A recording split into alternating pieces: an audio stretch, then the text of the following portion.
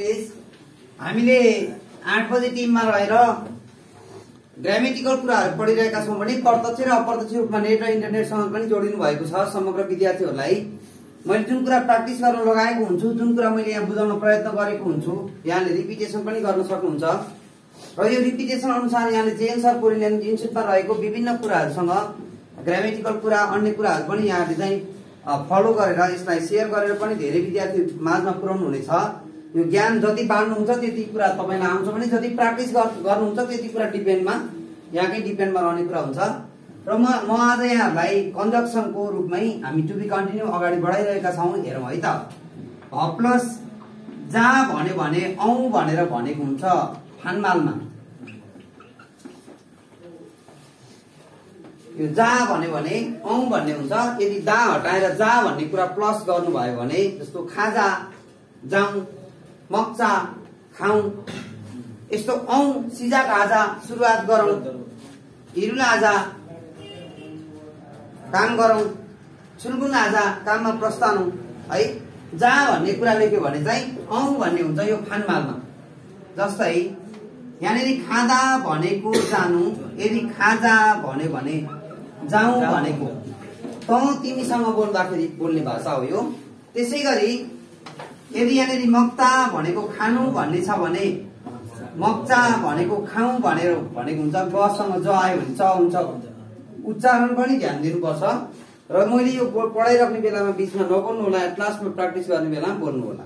त्यस्तै यहाँनिर सिजा खाजा भनेको सुरुवात गरौँ भन्ने, सुरुवात गर्नु भन्ने छ कि सिजा खाजा सुरुवात गरौँ।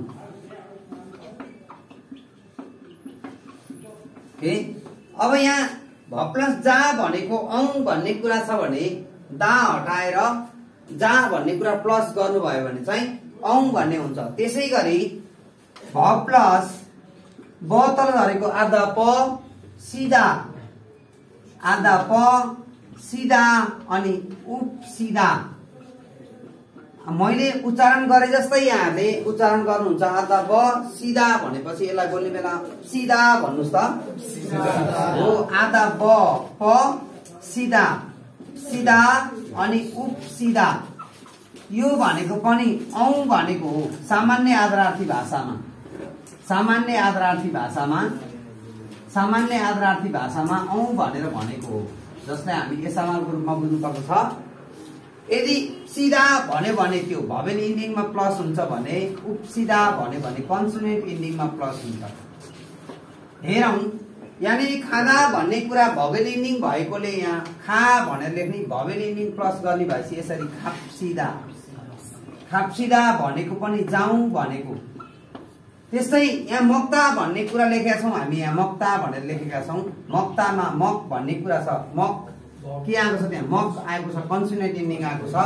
उपसिधा प्लस गरिदिने, यो ग्रामेटिकल प्लस गर्ने मगुप सिधा खाउँ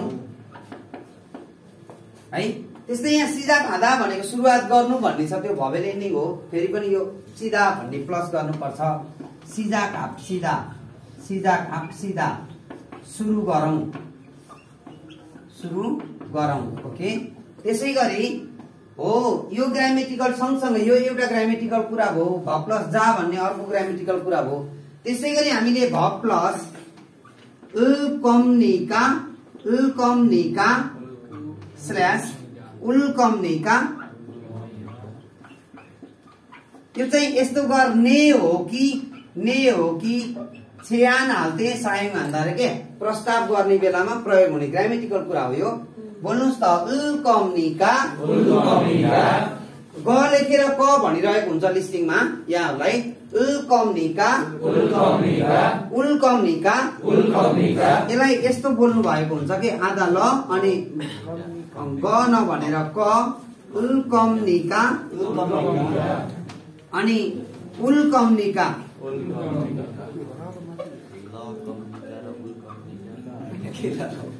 बीचमा नबोल्नु होला। यसको नेपालीमा के हुन्छ त भन्दाखेरि चाहिँ ने हो कि, जाने हो कि, खाने हो कि, कुनै पनि काम गर्ने हो कि भन्ने कुरा छ। इजे सिजा खालकम्निका, अब सुरुवात गर्ने हो कि। फागुल मगुर खालकम्निका, खाना खान जाने हो कि। सिजा खालकम्नीका सुरुवात गर्ने हो कि इजे खालकम्नीका जाने हो कि खाची खङ्गु खालकम्नीका सँगै अध्ययन गर्ने हो कि है यस्तो ने हो कि भन्ने कुरा छ।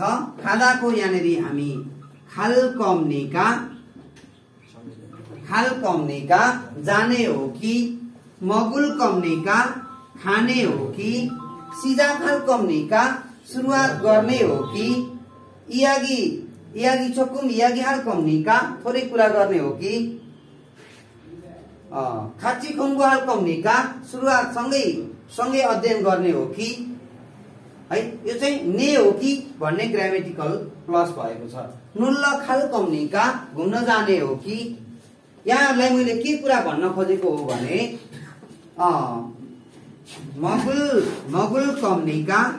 मगुल कम्नीका खाने हो कि सिजा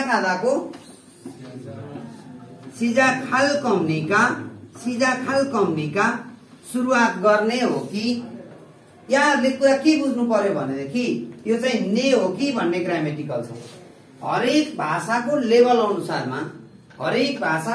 अनुसारमा फानमालमा के कुरा हुन्छ, सामान्य आधारले एसामालमा के कुरा हुन्छ, नोफिमालमा प्राय के कुरा हुन्छ, यो चाहिँ नोफिमालको रूपमा बुझ्नु पर्दछ। यो केमा बुझ्नु पर्दछ? ओके, नोफिमालमा बुझ्नु पर्ने हुन्छ। जहाँ भन्ने कुरा फानमालमा प्रयोग भएको छ अनि सिधा र उपसिधा भन्ने औं भन्ने कुरा सामान्य आधारले एसामालमा प्रयोग भएको छ।